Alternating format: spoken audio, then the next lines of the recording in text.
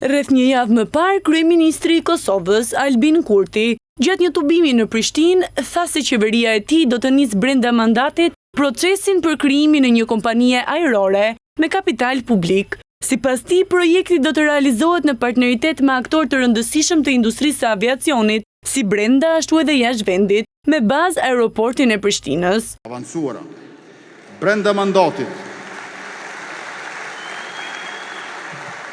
brenda mandatit do të nisim procesin për themelimin e një kompanie ajrore me kapital publik, me partneritet me aktorë të rëndësishëm të industrisë së aviacionit brenda dhe jashtë vendit.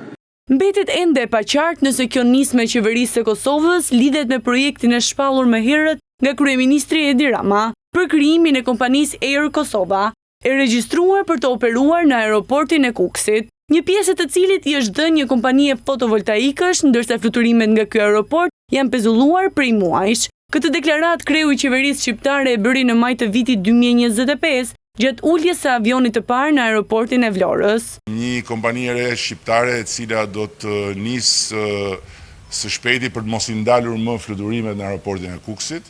Air Kosova do të jetë kompania tjetër shqiptare. Për të sqaruar këtë çështje, MTN ju drejtua nëpërmjet kërkesës për informacion institucioneve të Kosovës, duke pyetur nëse kanë nisur procedurat për kalimin e aeroportit të Kukësit në operim nga pala kosovare. Megjithatë, institucionet nuk dhanë një përgjigje zyrtare. Në një komunikim telefonik, përfaqësues të administratës u shprehen se bëhet fjalë për të dhëna sensitive, të cilat nuk mund të bëhen publike.